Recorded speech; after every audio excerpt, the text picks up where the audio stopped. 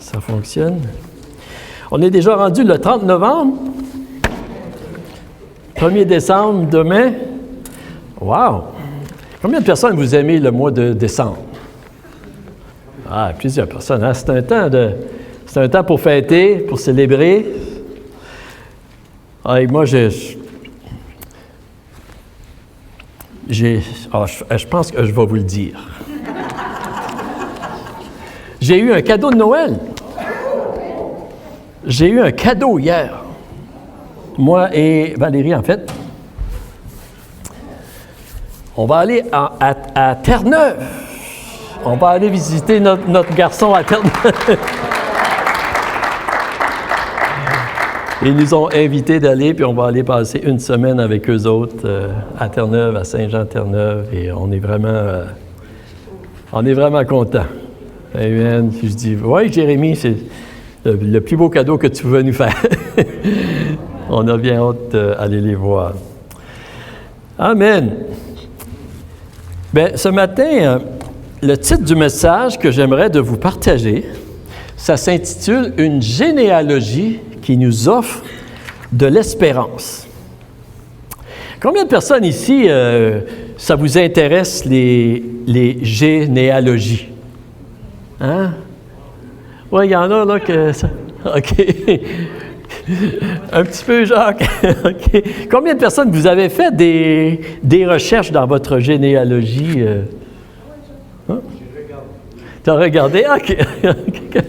Je me souviens, quelques années passées, on était en Gaspésie, à Bonaventure. Il y a un musée historique à Bonaventure. Puis en passant par là, on a été visiter le musée. Puis j'ai vraiment trouvé ça intéressant parce que dans le musée, ça parlait de l'historique des poiriers. Et finalement, j'ai pu découvrir, ça parlait d'un petit peu de l'histoire de mon grand-père, arrière-grand-père, puis de où ce qui vient, parce que mon père vient de la Gaspésie, de Bonaventure, justement. J'ai trouvé ça très intéressant. Mais souvent, dans des généalogies, vous savez, on découvre des informations qui sont importantes puis intéressantes concernant l'histoire de notre passé. Et parfois, ça peut même nous aider à mieux comprendre notre présent aujourd'hui. Et puis, ce matin, je veux regarder avec vous à la généalogie de Jésus. Et puis, je crois que c'est très pertinent de regarder à la généalogie particulièrement de Jésus pour plusieurs raisons, parce que c'est le personnage historique qui a transformé notre monde plus que n'importe qui d'autre. Et même notre calendrier aujourd'hui est basé sur sa naissance. C'est pas n'importe qui. Et puis, il y a des centaines de millions de personnes aujourd'hui qui se préparent à célébrer sa naissance. Et je crois vraiment que sa généalogie est très pertinente parce que ça nous révèle beaucoup d'informations sur sa personne, sur qui il est. Et aussi, et surtout, je dirais, c'est que sa généalogie, quand on le regarde bien, ça nous donne de l'espérance. Ça nous remplit d'espérance, vous savez. Et depuis plusieurs semaines, on parle en fait de l'espérance que Dieu veut mettre dans notre monde. La Bible appelle Dieu le Dieu de l'espérance. Et il y a dans notre monde aujourd'hui, on pourrait dire, un besoin de plus en plus grand d'espérance. Avec tout ce qui se passe, vous savez, il y a beaucoup de personnes qui sont en train qui ont perdu espoir pour notre monde, en fait. Où est-ce qu'on s'en va? Qu'est-ce qui arrive? Et pour plusieurs personnes, au lieu d'avoir la paix puis l'espoir, ils ont plutôt l'angoisse puis la peur et la crainte de qu'est-ce qui va arriver, le désespoir. Mais la Bible, oui, nous dit que Dieu, c'est le Dieu de l'espérance. Et comme on a vu dans les dernières semaines, Dieu, il a le dernier mot. Hein? Il a le dernier mot. Et ça nous donne de l'espérance. La Bible nous dit que Dieu a des projets de paix et non de malheur pour ceux qui se confient en lui. Et cette promesse-là, Dieu voudrait qu'elle soit vraiment dans notre cœur. Et si nous voulons accomplir notre course avec joie, notre vie terrestre, notre vie chrétienne avec joie, nous avons besoin d'être remplis d'espérance. Est-ce que vous êtes rempli d'espérance ce matin? Bon, ben, si vous êtes rempli d'espérance, je n'ai pas besoin de prêcher. Hein? Je vais prêcher pareil. La généalogie de Jésus. Vous savez, les généalogies, là, dans la Bible, souvent, ce n'est pas les textes c'est pas nos textes favoris. Hein? Alors, parfois, on passe vite par-dessus les généalogies. Y a-t-il des gens, vous avez déjà... Ah, OK. On passe vite par-dessus ces textes-là. Et je dois vous avouer que même moi, je suis coupable un petit peu des fois. Mais si Dieu a voulu que ces textes-là soient écrits dans la Bible, c'est parce qu'il y avait une bonne raison. C'est parce qu'il voulait nous communiquer quelque chose qui était très important à travers ces textes-là. Puis on en retrouve plusieurs, en fait, dans la Bible. Ça fait que ce matin, on va regarder dans l'Évangile de Matthieu, à partir du chapitre 1 au verset 1. Si vous avez vos Bibles, vous pouvez suivre avec moi. Et puis, OK. Est-ce que ça... OK. Savez-vous, cette semaine, j'ai vérifié cette semaine pour être certain que ça fonctionnerait. J'ai vérifié, j'ai tout... Hein? Juste... On y va. OK. Matthieu 1, on y va. Le verset 1, ça nous dit « Voici la généalogie de Jésus-Christ, fils de David, fils d'Abraham. Abraham eut pour fils Isaac, Isaac eut Jacob, Jacob eut Judas et ses frères, Judas eut Péretz et Zérak de Tamar, Péretz eut Etzrom, Etzrom eut Aram, Aram eut pour fils Aminadab eut Ashton, Ashton eut Salmon, Salmon eut Boaz de Rahab, Boaz eut Obed de Ruth, Obed eut pour fils Isaïe, Isaïe eut David, le roi David eut Salomon de la femme d'Uri, Salomon eut pour fils Roboam, Roboam eut Abidja, Abidja eut Asa, Asa eut pour fils Josaphat, Josaphat eut Joram, Joram eut Ozias, Ozias eut pour fils Jotam, Jotam eut Akaz, Akaz eut Ézéchias, Ézéchias eut pour fils Manassé, Manassé eut Amon, Amon eut Josias, Josias eut pour descendant Jéconias et ses frères à l'époque de la déportation à Babylone. Après la déportation à Babylone, Jéconias eut pour fils Chatiel, Chatiel eut Zorobabel, Zorobabel eut pour fils Abiud, Abiud eut Eliakim, Eliakim eut Azar, Azar eut pour fils Sadoc, Sadoc eut Hakim, Hakim eut Eliud, Eliud eut pour fils Éléazar, Éléazar eut Matan, Matan eut Jacob, Jacob eut pour fils Joseph, l'époux de Marie, de laquelle est né Jésus, qu'on appelle le Christ. Amen. On va prier ensemble. Seigneur, merci pour ta parole, Seigneur, que tu nous as laissée, Seigneur.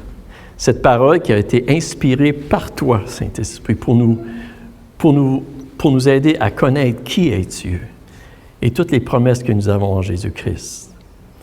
Et je prie ce matin, Saint-Esprit, que tu puisses illuminer nos cœurs, nous aider à comprendre ta parole, ce que tu voulais nous dire à travers cette parole que tu nous as permis d'avoir aujourd'hui. C'est ma prière et je prie que tu m'aides à partager ce message, Seigneur, comme tu voudrais que je le partage, pour ta gloire, Seigneur, pour l'avancement de ton royaume, pour l'édification de ton Église et pour le salut du plus grand nombre. C'est ma prière. Et je te demande ces choses, Seigneur, pour ta gloire et ton honneur. Au nom de Jésus. Amen. Amen. OK. C'est intéressant, hein? Des généalogies. Je dois vous avouer que je n'ai pas prêché souvent sur les généalogies. Mais juste pour qu'on puisse bien comprendre le contenu de cette généalogie, j'aimerais qu'on pourrait se remettre dans le contexte, en fait, de la grande histoire de l'humanité. Vous donner un petit survol de l'Ancien Testament, un petit cours d'histoire encore que j'aimerais de continuer cette semaine. Premièrement, au tout début, dans la Bible, nous voyons ça, au tout début, ça nous dit « Dieu créa le ciel et la terre. Dieu a créé l'homme et la femme à son image, pour qu'il domine sur la terre. On voit ça dans Genèse, le chapitre 1, 26 à 28. Ensuite, on voit qu'il y a eu la chute de nos premiers parents dans le jardin d'Éden. Hein? Le péché est entré dans le monde. Et il y a eu beaucoup de conséquences. Hein? Il y a eu une séparation, en fait, spirituelle entre Dieu et les hommes. Et après la chute, Dieu a promis d'envoyer un sauveur. On lit ça dans Genèse, le chapitre 3, verset 15.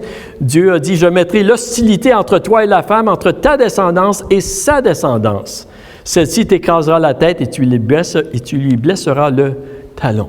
Hein? » C'est la promesse, c'est la première promesse dans la Bible qu'on retrouve concernant la venue d'un sauveur qui serait né d'une femme qui va venir écraser la tête du serpent, le diable. Et c'est la première promesse que Dieu fait de restaurer, de sauver l'humanité de ses péchés, la race humaine. C'est vraiment, ça commence à ce moment-là, c'est la première promesse messianique. Et toujours dans la Genèse, en fait, la Genèse, c'est le livre des commencements, vous savez.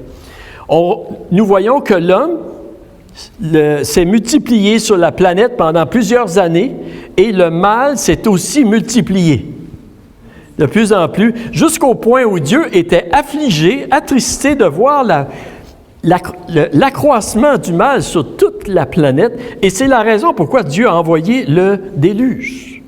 Parce qu'il y avait tellement de mal sur la planète. Et Dieu à travers Noé et sa famille, Noé, qui était un homme juste, Noé a été sauvé, lui et sa famille, et ils ont repeuplé la terre. On voit ceci dans Genèse, chapitre 6. Est-ce que vous êtes avec moi? Oui. OK. Par la suite, on voit que le mal s'est encore accru sur la planète. Et à la tour de Babel, finalement, Dieu a décidé de confondre leur langage et de disperser les personnes sur la surface de la terre pour ralentir la croissance du mal. Encore, on voit ça dans Genèse 11. Et on voit, vous savez, que Dieu intervenait pour ralentir la croissance du mal. Dieu n'avait pas abandonné sa promesse d'envoyer un sauveur, mais il intervenait pour ralentir la croissance. Et nous voyons aussi dans l'Ancien Testament, dans le livre de la Genèse, que Dieu a choisi Abraham. Dieu choisit un homme, Abraham, qui deviendrait le père de la nation juive, par lequel le sauveur promis naîtrait. Il voulait préparer la venue vraiment du Sauveur qui allait venir. Et ceci, avec Abraham, comme on a vu, c'est le point de départ, le commencement, l'origine de la nation juive que nous connaissons encore aujourd'hui en 2025. C'est ça. Et Abraham est appelé le père de la foi parce que son histoire représente vraiment l'exemple d'une vie vécue par la foi. Et il a été justifié par la foi. Et la Bible nous dit, nous aussi, on est justifiés par la foi aujourd'hui. Et Abraham, il a eu Isaac. Isaac a engendré Jacob. Et Jacob, il a engendré les 12 patriarches dont sont issus les 12 tribus d'Israël qu'on retrouve dans la Bible.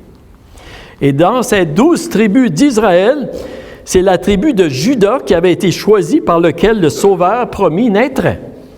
Est-ce que vous me suivez encore? Ça va bien jusque-là? C'est la raison pourquoi Jésus est appelé le lion de Juda. C'est pour ça. C'est parce qu'il est celui-là qui a été promis à travers la tribu de Juda. Et dans la tribu de Juda, c'est la famille de David qui a été choisie par laquelle naîtrait le Sauveur promis. Le Messie, le Christ, celui qui était le roi de Dieu et qui régnerait éternellement. Éternellement, Dieu a dit à David qu'il allait avoir quelqu'un de sa descendance qui allait régner éternellement. C'est long, l'éternité. Amen. À un moment donné, il allait avoir un roi qui allait venir là, et qui allait régner pour toute l'éternité. Et c'est la raison, vous savez, pourquoi Jésus est appelé le fils de David. C'est parce que c'est lui, le roi qui allait régner éternellement. Et Dieu avait annoncé toutes ces choses dans l'Ancien Testament, en fait, pour préparer la venue du Sauveur qu'il enverrait pour régner sur l'humanité, pour sauver l'humanité. Amen. Et vous savez, en lisant notre Bible aujourd'hui, et en lisant l'Ancien Testament, et l'histoire de la nation juive, et même dans le Nouveau Testament aussi, là, Je vous dis ceci pour vous dire cela, hein? mais c'est important de comprendre, d'avoir une compréhension de la grande histoire de l'humanité et du plan de Dieu pour sauver le monde, pour sauver toutes les nations. C'est important, vous savez, pour qu'on puisse bien interpréter les Écritures, la parole que Dieu nous a donnée. D'avoir une compréhension de cette grande histoire-là. Moi, je vois ça un petit peu, vous savez, c'est comme une route qui va toujours dans la même direction. Qui va toujours dans la même direction, puis qui va culminer un jour avec le retour du Seigneur Jésus-Christ, lui qui va régner éternellement. Est-ce que ça va?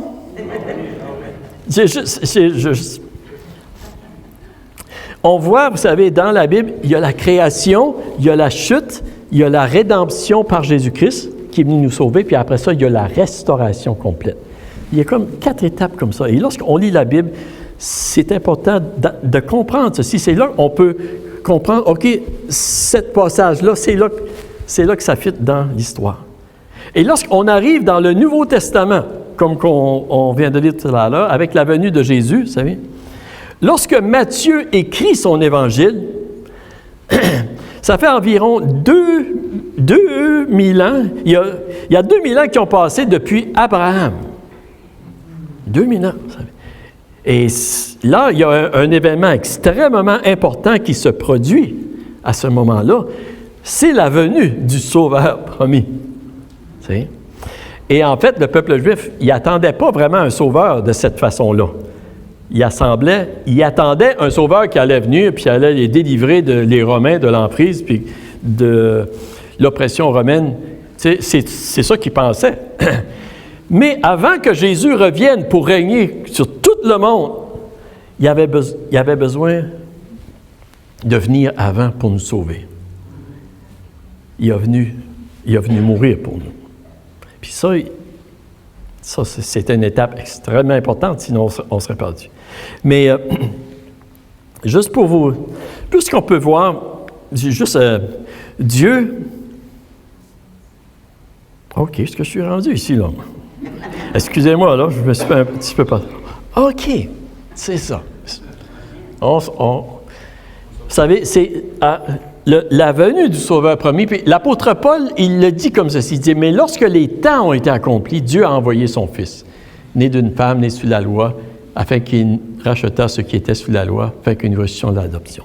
C'est à un moment donné, les temps de préparation étaient accomplis, c'était complété, et Dieu a envoyé Jésus. Et ici, là, ça faisait plus que 4000 ans que Dieu préparait sa venue, 2000 ans depuis Abraham. Vous savez. Et qu'est-ce que je veux qu'on puisse saisir? C'est que progressivement, Dieu, il s'est révélé à l'humanité, qu'on voit dans l'Ancien Testament. Il s'est révélé à Israël, et Dieu, il a permis qu'il y ait des histoires qui soient racontées dans sa parole. Il a permis qu'il y ait des paroles qui soient dites et des paroles qui sont inspirées pour qu'on connaisse qui est Dieu, qui est notre Créateur. Et les paroles que nous avons dans notre Bible, dans l'Ancien Testament, ce sont des paroles que le Saint-Esprit a inspirées à des personnes d'écrire des histoires, d'écrire des choses, pour qu'on puisse connaître Dieu. Amen. C'est Dieu qui l'a fait. Il l'a créé, fait de cette façon-là, il a inspiré, et nous avons besoin aussi, pour comprendre cette parole-là, c'est une parole qui est inspirée, mais on a aussi besoin le terme qu'on utilise, c'est l'illumination du Saint-Esprit. Le Saint-Esprit a besoin de nous faire connaître.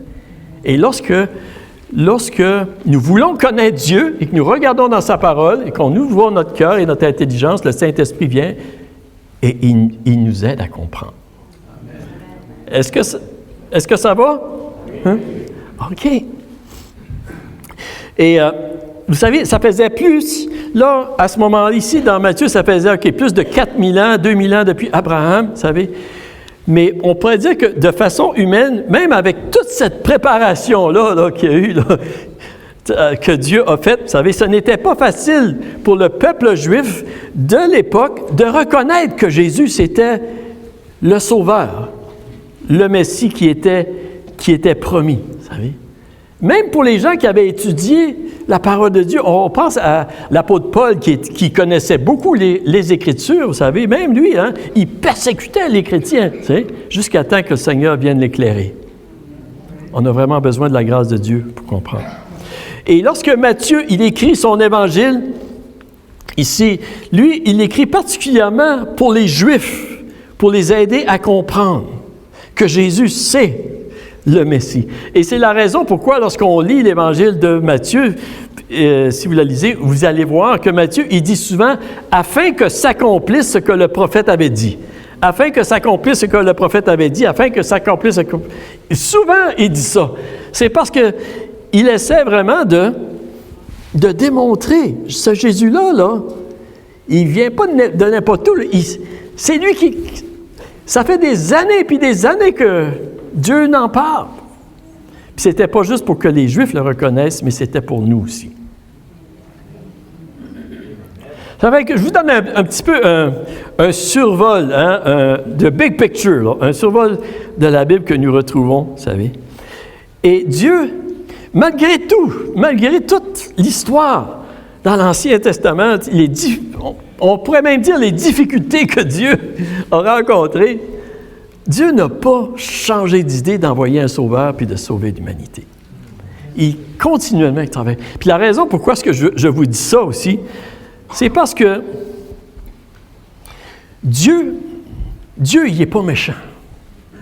Le Dieu que nous servons, c'est un Dieu de compassion et d'amour et de grâce, qui veut sauver, qui veut faire le plus de bien, qui veut réconcilier l'humanité avec lui. Je vous dis ceci parce que des fois, quand on lit des histoires dans l'Ancien Testament, tu sais, on se demande, il y a des gens qui se demandent, « Oh, aïe, aïe, tu sais. » Mais quand on comprend l'histoire de Dieu, de l'humanité, puis où est-ce qu'il s'en va avec ça?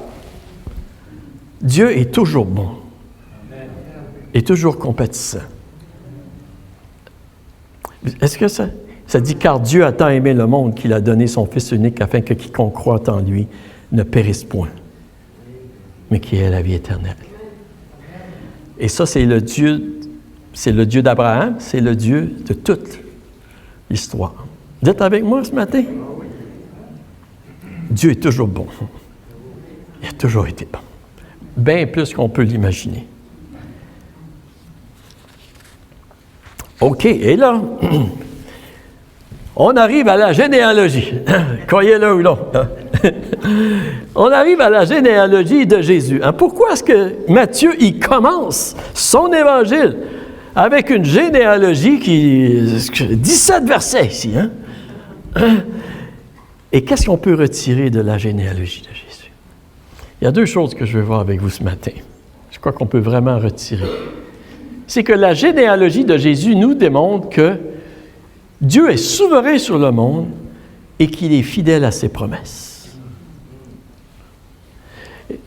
On va juste lire le verset 1, là. On ne lira pas toute la généalogie encore une fois. Ça dit, Matthieu commence, « Voici la généalogie de Jésus-Christ, fils de David, fils d'Abraham. » OK. En commençant, vous savez, son récit de la vie de Jésus-Christ, il commence en fait en disant qu'il est le fils de David et le fils d'Abraham. Qu'est-ce que ça veut dire, vraiment? Qu'est-ce qu'il est en train de dire? Bien, en fait, il est en train de dire, Jésus, c'est l'accomplissement des promesses de Dieu. C'est l'accomplissement, la promesse que Dieu a faite à Abraham, que Dieu a faite à David. Il déclare, et bang! Il commence avec cette déclaration-là. Et puis, ça démontre aussi que Jésus, là, ce n'est pas un imposteur venu de n'importe où, de n'importe qui. Vous savez, ça nous démontre vraiment d'où ce qui vient. Et je vous dis ceci parce que même à cette époque-là, il y avait des imposteurs, des gens qui se disaient le Messie. Il y avait des gens qui se disaient qui étaient le sauveur, et même ça arrivait même dans notre génération, des fois, il y a des gens qui se sont dit qui étaient des messies, puis des... Tu sais. Vous savez, pour connaître la crédibilité de quelqu'un, surtout lorsque c'est une personne qui se dit prophète ou qui se dit venant de Dieu, c'est très important et très sage de regarder et de s'informer à leur arrière-plan. N'est-ce pas? À leur origine, à les fruits de leur vie, et aussi à voir si ce qu'ils disent et si c'est en accord avec la parole de Dieu. Des paroles qui ont été confirmées depuis plusieurs manières. C'est important de voir si leur message et leur vie, vous savez, ce qu'ils enseignent, si c'est cohérent. Vous comprenez? Est-ce que ça se tient? Tu sais? Et je vais donner, par exemple, vous savez, lorsque nous étudions de façon objective la vie du prophète Mahomet, dont il semblerait avoir reçu une révélation de Dieu pour citer le Coran, il y a énormément d'incohérences dans sa vie, dans son message, dans ses antécédents. Il y a énormément d'incohérences. Et Dieu voulant, peut-être, dans l'année prochaine, 2026, j'aimerais qu'on pourrait étudier plus un peu son enseignement et sa vie pour découvrir l'incohérence. Et aussi, quand nous regardons le fondateur, je prends juste quelques-uns, mais le fondateur des Témoins de Jéhovah, aussi, il y a énormément d'incohérences dans sa vie, dans son message, dans son enseignement. Il y en a beaucoup. Et l'incohérence, ça nous démontre, il y a comme on dit des red flags, hein, des drapeaux rouges. Hein. Mais lorsque nous étudions l'origine de la vie de Jésus-Christ de Nazareth, qui nous est racontée dans la Bible, qu'on regarde les faits historiques, même à l'extérieur de la Bible, qu'on regarde l'archéologie, mais on retrouve une cohérence remarquable.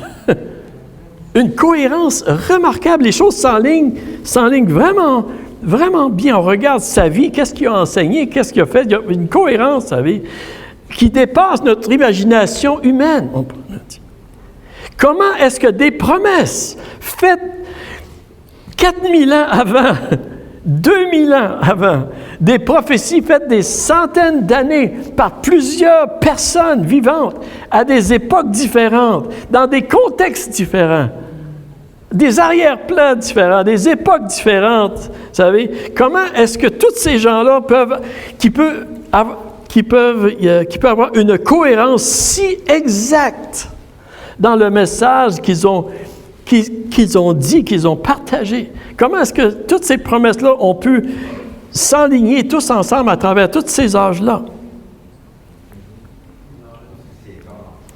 Savez-vous, il y a plusieurs personnes qui ont essayé de discréditer la vie de Jésus-Christ et de discréditer la Bible, puis en recherchant les incohérences, puis les erreurs, puis les failles dans la Bible. Et il y en a plusieurs, finalement. Qu'est-ce qui s'est produit dans leur vie? C'est qu'ils sont devenus des fervents défenseurs de la foi de Jésus-Christ. Ils ont devenu plus convaincus que n'importe qui d'autre. Vous connaissez probablement Lee Strobel, qui en est un, que c'est ça. Et c'est drôle parce que la semaine passée, j'étais à Edmundston, puis j'ai rencontré un nouveau couple, en fait, c'est des jeunes chrétiens, puis j'ai demandé à ce jeune homme-là, j'ai dit, puis toi, comment que tu es venu au Seigneur? Tu sais, comment ça s'est fait? Il dit, moi, j'avais entrepris de prouver que le christianisme, c'était faux. Puis il était sur l'Internet, là, il est beaucoup sur l'Internet, il écoutait toutes sortes de choses, tu sais, puis il débattait avec des gens pour prouver, tu sais. Puis il dit, en faisant ceci, ça m'a convaincu que c'est vrai. Je dis, wow, j'ai dit, c'est assez remarquable la façon que le venu au Seigneur. Mais en fait, la seule réponse plausible pour retrouver autant de cohérence dans la Bible, dans l'histoire, toute cette union-là, c'est simplement, on pourrait dire que, c'est la même personne qui a parlé. Il y a juste une personne qui a parlé à travers tous ces gens-là, à travers toute cette histoire-là. Et cette personne-là est capable de contrôler l'histoire de l'humanité. Et cette personne-là, c'est Dieu lui-même. Amen. C'est Dieu lui-même. C'est pourquoi nous appelons la Bible la parole de Dieu. C'est la parole de Dieu.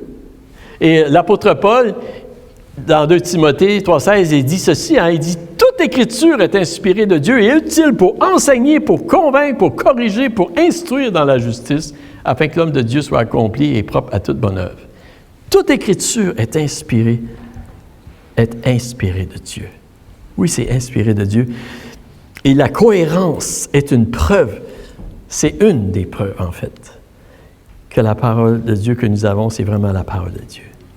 Et ça, Jésus de Nazareth, c'est pas un imposteur, c'est pas un charlatan, il est de la lignée de David et Abraham. Il est effectivement le Messie promis. Et ceci, ça nous démontre la souveraineté de Dieu, que Dieu est capable, Dieu est fidèle à ses promesses et Dieu est capable de les accomplir. Et toutes les promesses qu'il nous a faites aussi à nous personnellement dans notre vie, il est capable de les accomplir. Amen. Et ça, c'est une source d'espérance. Ça nous source d'espérance. Et surtout que lorsqu'on est dans des situations, parfois, comme ça nous dit, des fois, on se trouve dans un petit peu comme Abraham, ça dit « espérant contre toute espérance ». Hein? Des fois, on est dans des situations où il n'y a pas d'autre place qu'on peut espérer qu'en Dieu. Hein? Des fois aussi, vous savez, Dieu permet des situations comme ça pour nous apprendre, pour nous révéler comment est-ce qu'il est fidèle.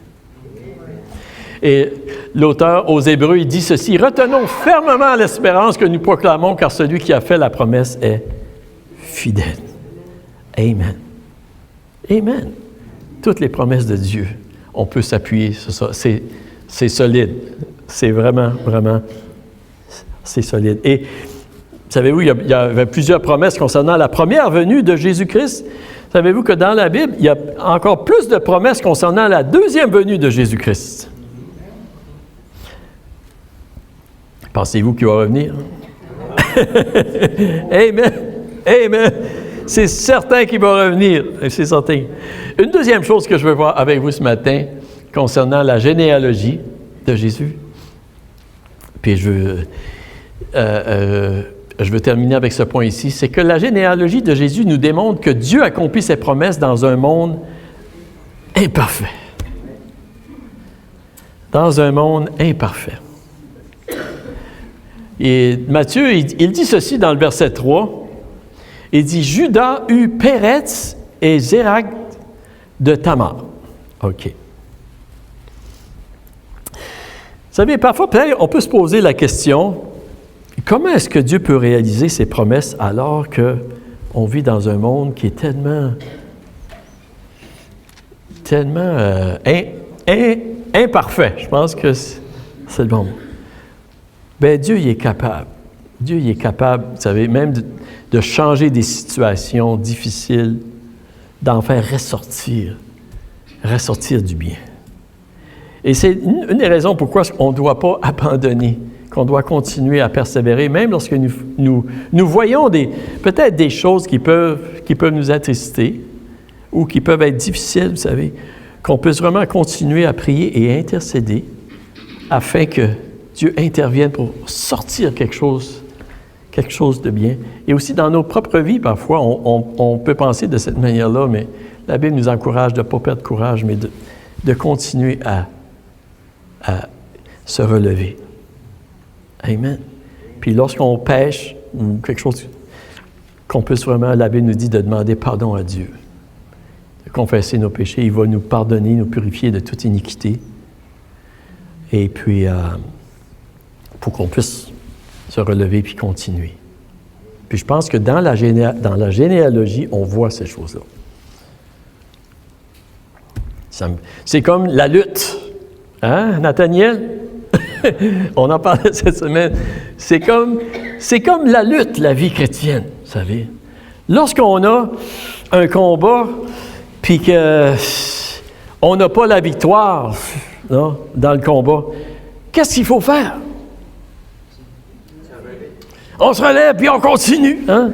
Puis c'est comme ça qu'on devient plus fort, on apprend, on devient encore plus... tu sais. Puis la vie chrétienne, c'est comme ça aussi. Il ne faut pas se laisser. Si nous confessons nos péchés, il est fidèle et juste pour nous pardonner de toute iniquité. On se relève, puis la deuxième fois, on devient encore plus fort, on devient encore meilleur. On apprend parce qu'est-ce qu'on a vécu à travers. C'est comme ça que Dieu. Amen. En passant, Nathaniel, c'est un lutteur. C'est pour ça que je vous parle de... OK. J'aimerais, juste pour illustrer un petit peu ce point-là, vous parler un peu de l'histoire de Judas et de Tamar, qui ont eu des fils, des jumeaux. Et puis, on peut voir comment est-ce que Dieu agit même dans un monde imparfait. Mais juste une petite parenthèse ici que j'aimerais te faire. Vous savez, quand les écrivains, les historiens dans l'histoire, dans l'Antiquité, dans les rois dans les temps anciens, vous savez, parfois, lorsqu'ils racontaient des histoires, tu sais, qu'ils racontaient qu'est-ce qui s'était passé, parfois, il y avait certaines choses qu'ils ne racontaient pas. Ils mettaient ça de côté parce que ce n'était pas trop reluisant. Même des défaites, des défaites dans les guerres, tu sais, ou des choses de même, parfois, c'était pas écrit dans les annales. Hein? On pouvait seulement les retrouver dans les autres rois qui avaient gagné la guerre. Vous savez? Mais dans la Bible, on lit des histoires parfois là, qui nous donnent l'impression que, aïe, aïe, aïe, tu sais, peut-être ces histoires-là n'auraient pas dû être racontées à cause de la... C'est pas des histoires trop reluisantes. Je pense, vous savez, comme, disons, l'apôtre Pierre, il a renié le Seigneur 3 fois. C'est pas trop... il ne peut pas se péter les bretelles. Pas trop reluisant, tu sais. Abraham, en fait, même Abraham, il a menti 2 fois. Il a dit que Sarah, c'était sa sœur, tu sais, pour sauver sa peau. Puis... What about Sarah? Hein? L'histoire de David avec Bathsheba, tu sais, qui a fait tuer son mari, pas trop reluisant, tu sais. Puis vraiment, l'histoire du peuple juif non plus, vous savez. Il y a eu des hauts, il y a eu des bas. Mais je vous dis ceci pour vous dire que ces histoires-là, non reluisantes, nous démontrent que la Bible aussi n'a pas été inspirée par des hommes, mais elle a été inspirée par Dieu, pour que Dieu puisse vraiment nous permettre de connaître sa grâce, sa compassion, sa souveraineté, et de nous enseigner que Dieu accomplit ses promesses malgré les faiblesses humaines. Et ces choses-là ont aussi été inscrites pour nous enseigner à ne pas faire ces choses-là. Amen? Et à faire ce qui est bien. OK? Puis l'histoire de Judas et de Tamar, on pourrait dire que c'est vraiment une histoire comme ça qu'on retrouve ici dans la généalogie.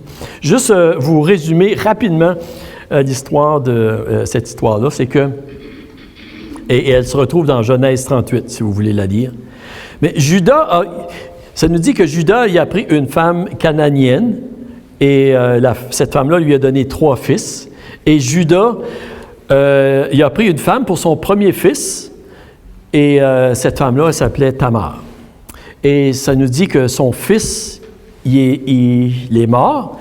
Et à cette époque-là, étant donné que son fils était mort, Judas devait donner son autre fils à Tamar pour qu'il lui donne une postérité. Est-ce que vous me suivez? C'est comme ça que... Et finalement, son deuxième fils est décédé aussi. Et ça nous dit qu'il était méchant, là, vous pouvez lire l'histoire, en tout cas. Et Judas, il était supposé de donner son autre fils, son 3e fils, à Tamar pour qu'elle puisse avoir une postérité pour son premier fils et aussi que ça pourvoyait pour Tamar. Et finalement, parce que le troisième était jeune, Judas a dit à Tamar d'aller chez son père pour quelque temps, jusqu'à temps que son fils allait vieillir, qu'il est assez vieux pour donner une postérité à Tamar, à son fils. Et le temps passait, et puis Judas, finalement, il a décidé de ne pas donner son troisième fils à Tamar. Et il a dit, va chez ton père, reste là jusqu'à temps que mon fils soit assez vieux. Puis finalement, il a mis ça de côté.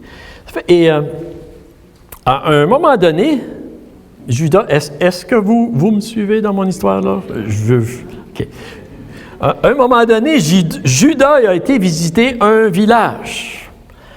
Et il a décidé de coucher avec une prostituée. Et la prostituée était voilée. Et Judas n'a pas reconnu qui c'était la prostituée. Et à ce moment-là, il a donné un gage pour le paiement d'un agneau qu'il lui enverrait plus tard. OK? Et là, plus tard, il a envoyé son ami pour reprendre son gage, les choses qu'il avait laissées, et puis pour donner l'agneau. Mais la prostituée était partie, elle n'était plus là. OK. Et un peu plus tard, Judas il entend dire que Tamar, elle s'est prostituée, puis qu'elle est enceinte. Puis là, Judas, il dit, là, ben Tamar, là, il veut qu'elle soit méprisée. Il veut même qu'elle soit tuée, là. Vous lirez l'histoire, en tout cas. OK. Et là, Tamar, elle envoie à Judas, elle lui envoie, vous savez, le gage qu'elle avait reçu de lui pour lui dire, le père des enfants que je porte, c'est ces choses-là qui lui appartiennent. OK! Hein? Là, Judas réalise que c'est lui le père et que c'était Tamar, la prostituée. OK! Puis là, il reconnaît qu'il a mal agi, finalement, plus qu'elle, puis qu'il aurait dû lui donner son fils le plus jeune. Wow! En bon acadien, on dirait « What a mess! » Hein? Hein? C'est-tu? Chermess, oui, Chermess, oui, c'est vrai, hein? Wow, tu sais. Puis, je poserais la question, est-ce que ça arrive des fois, des histoires de même, encore aujourd'hui? Hein? Oui, ça arrive, hein? Mais puis, finalement, c'est ça, Tamar, elle accouche, puis elle a des jumeaux. Hein? Puis, un de ces jumeaux-là, il s'appelle Péretz. Vous voyez, Péretz et Zérak, c'est les deux jumeaux là, de ça. Péretz. Et Péretz y est inclus dans la lignée royale messianique pour sauver l'humanité dans la généalogie de Jésus. Imagine. Je vous dis ceci. Oui, OK. Pour vous dire cela, c'est que Dieu a fait sortir du bien même de cette histoire imparfaite. Dieu est capable de faire sortir du bien même des situations qui ne sont pas reluisantes, qui sont désastreuses parfois, qui semblent qu'il n'y a plus d'espoir. Je vous dis ceci, OK, arrête. Simplement qu'on ne perd pas courage. Qu'on ne perde pas courage lorsqu'on voit des situations qui nous semblent être vraiment désespérées. Qu'on puisse continuer de prier puis d'intercéder. Dieu fait sortir du bien dans cette situation-là. Parce que parfois, ça nous arrive, vous savez, dans nos familles, dans ce qu'on vit, vous savez. Seigneur, fais sortir. Fais sortir. Et puis, quand on regarde ça, vous savez, on aurait pu penser que non, ça, c'est complètement désespéré, tu sais. Mais Dieu est capable. Ça fait que je veux simplement vous encourager dans cette direction-là. Parce qu'on fait tous face à des situations seulement « wow », tu sais. Mais qu'on puisse vraiment puisse vraiment intercéder. Et des fois, on peut se demander, bien, pourquoi est-ce que Dieu a voulu que cette histoire-là soit dans la parole de Dieu? Pourquoi? Bien qu'il aurait voulu que ce soit répété ici. Hein? Mais je crois vraiment que c'est... Il y a plusieurs raisons, c'est sûr, mais une des raisons que Dieu a voulu que ce soit là, c'est pour nous montrer, vous savez, que Dieu peut même faire sortir du bien, même dans des situations difficiles.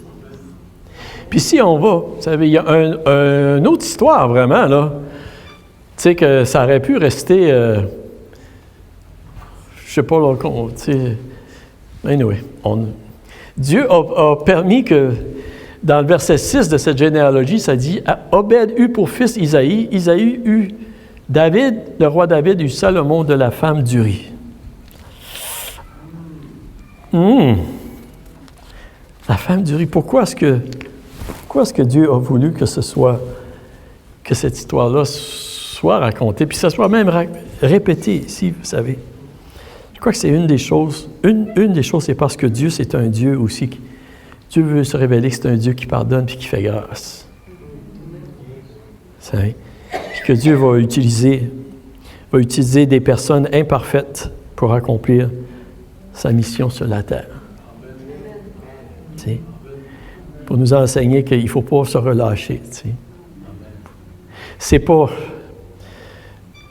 C'est pas une licence, comprenez-moi, là, pour pécher, là. C'est pas ça que ça veut dire, là.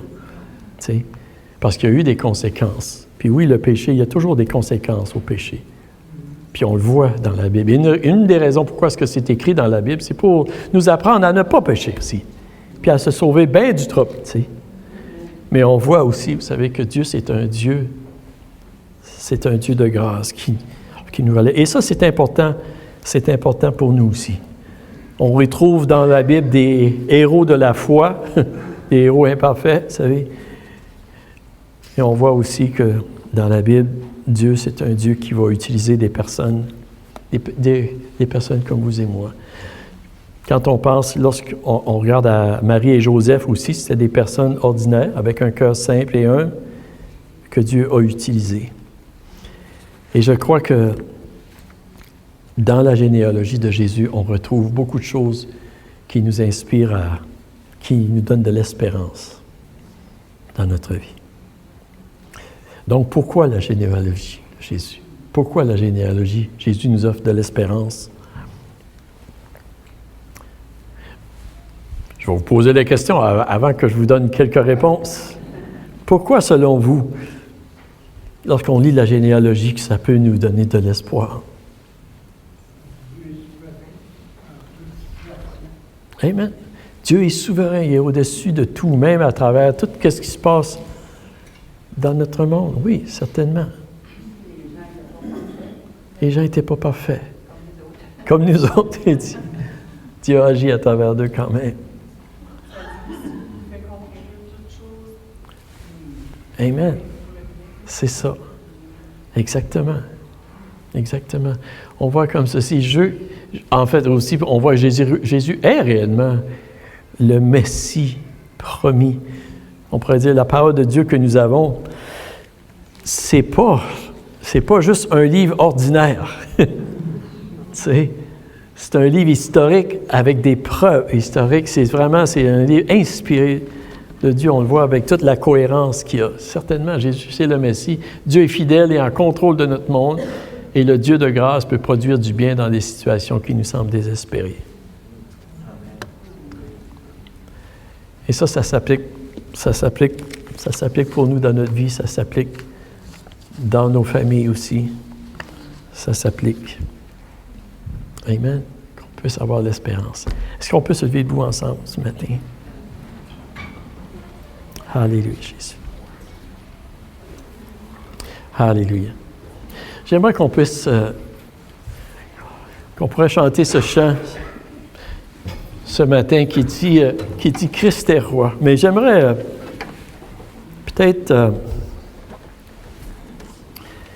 avant que l'on puisse prier ensemble.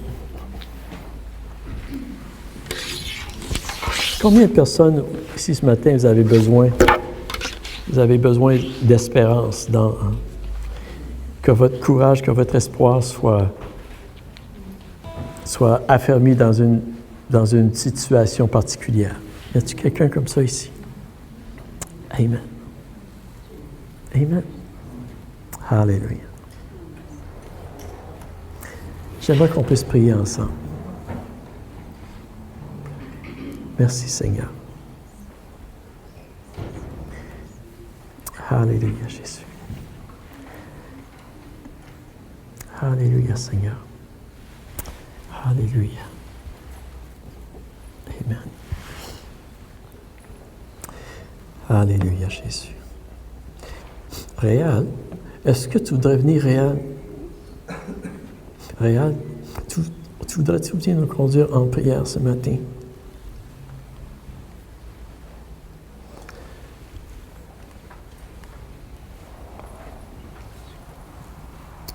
Amen. Oui, Seigneur. Alléluia. Alléluia. Seigneur, nous te remercions pour ta parole ce matin. Ce que tu as communiqué, Seigneur, par ton Saint-Esprit, Seigneur. Je te prie que tu puisses saisir nos cœurs, Seigneur, et qu'on puisse réfléchir, Seigneur, sur cette parole, Seigneur. Et méditer, Seigneur. Seigneur, tu as fait, à travers de la géologie, Seigneur, que tu as fait beaucoup d'imparfaits que tu as rendus parfaits à travers de Jésus, Seigneur. Merci, Seigneur. À travers de toutes ces générations, Seigneur. Beaucoup d'imparfaits. Mais à travers de Jésus, tu l'as amené à la perfection, Seigneur. Comme chacun de nous, nous avons un arrière, Seigneur. On a fait beaucoup de défauts, tout le monde, Seigneur. Il n'y a personne de parfait à ce lieu, Seigneur. Mais, Seigneur, à travers de ton Fils, que nous avons accepté, Seigneur, de suivre, que nous avons accepté comme sauveur, Seigneur, de notre vie, tu rends les choses, et tu vas rendre les choses parfaites, Seigneur. Oui, Seigneur. Peut-être pas sur cette terre, mais, Seigneur, un jour, Seigneur. Mais que le voit face à face, Seigneur. Oh, alléluia, quelle journée. Seigneur. Alléluia. Quel grand jour, Seigneur. Alléluia. Oui, Seigneur. Que tu as préparé pour ton peuple, Seigneur. Que tu as préparé pour chacun de nous, Seigneur. Seigneur. Oh, alléluia. Afin qu'on voit la perfection de ta main, Seigneur, se finaliser, Seigneur. À travers de ton Fils Jésus, Seigneur. Qui s'est donné sur la croix pour chacun de nous. Merci, Seigneur. Oui, Seigneur, on peut garder notre passé. Puis tu ne veux pas que notre passé, Seigneur, nous écrase. Ce que tu dis dans ta parole, que tu oublies notre passé, Seigneur, à travers de ton Fils. Que notre passé du nord, du sud, du ouest, est laissé, Seigneur. Que tout ce qui vient à Jésus est vie nouvelle vie. Oh, alléluia. Oui, Seigneur. Oui, Seigneur. Je te prie ce matin que tu puisses saisir nos cœurs et que, Seigneur, que ta parole puisse vraiment être réalité dans nos cœurs, qu'on puisse vraiment s'appuyer, qu'on ait l'espérance, que malgré qu'on est imparfait, que, Seigneur, que tu veux notre bien, que tu es là pour nous mouler, nous transformer, nous changer. Seigneur, à ta perfection, Seigneur, à oui, ton Seigneur. moment donné, Seigneur. En ton temps, Seigneur. Alléluia. Et que tu nous donnes cette espérance, oui, ce Seigneur. courage Amen. de continuer, Seigneur. Oui, de Seigneur. faire face à chaque jour, Seigneur, aux défis que cette journée nous emporte. Et Seigneur, que peu importe ce que le malin peut tirer après nous autres, Seigneur, jeter après nous autres, qu'on puisse se tourner à toi et dire, Seigneur, tu es plus fort que le malin. Oui, chaque jour, peut-être fleurit pas toujours bien. Seigneur, il y a beaucoup de fleurs le soir qui se ferment à la noirceur, puis le matin au soleil qui se rouvre. Alléluia. Mais Seigneur, que notre vie soit semblable à ça, Seigneur.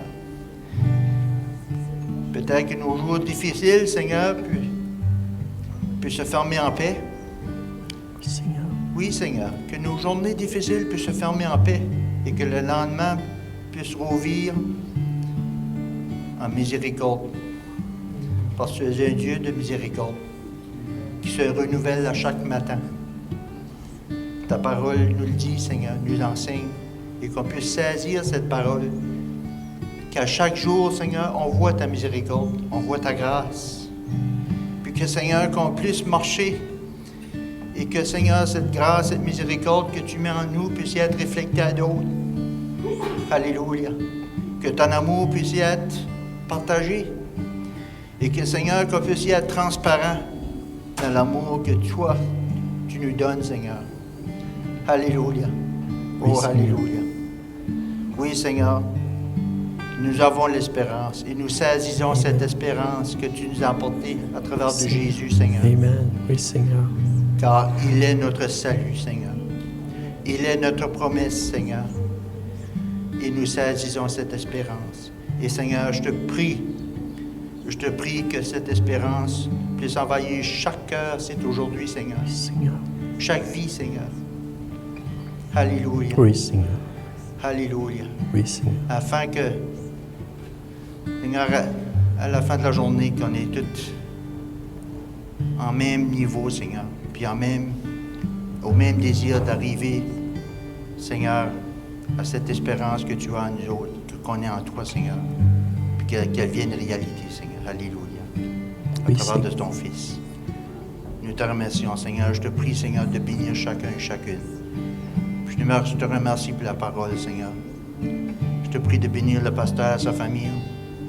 Puis, Seigneur, que tu continues à révéler ta parole d'une façon à transformer nos vies. D'une façon à transformer nos vies. Oui, Seigneur. Au nom de Jésus, Père, je prie. Amen.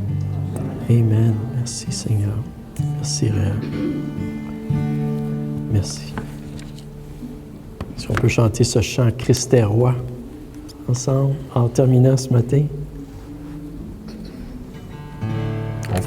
On va le chanter. Dans son amour, Dieu le Père envoya son Fils Jésus pour accorder la lumière à tous ceux qui sont perdus. Il descendit sur la terre, mais les hommes l'ont rejeté.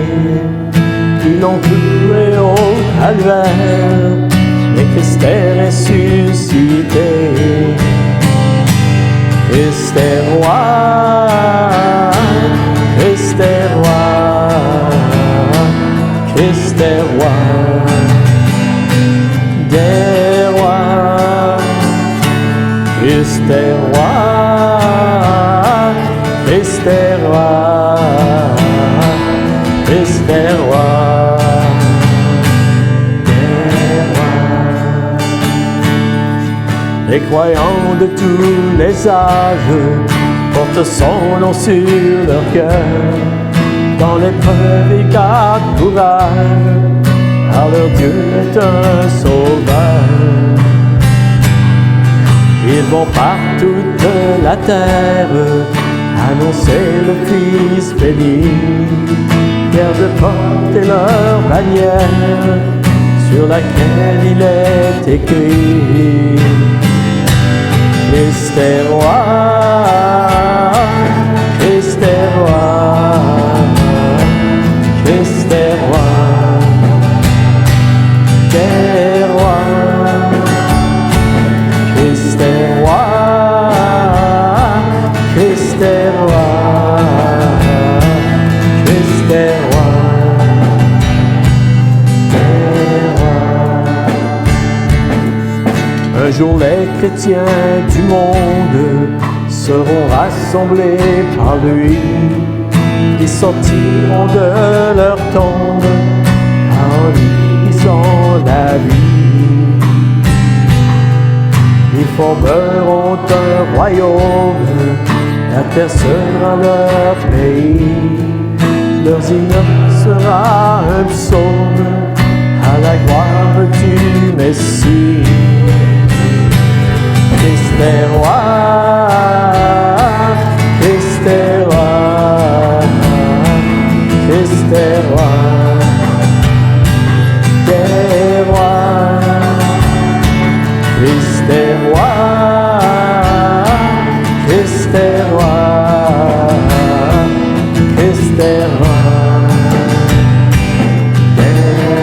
Christ est roi, Christ est roi, Christ est roi, Christ est roi.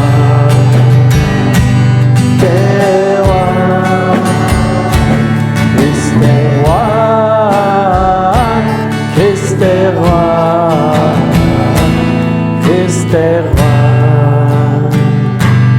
t'es roi. Amen, Seigneur. Oui, c'est toi qui es le roi des rois, Seigneur.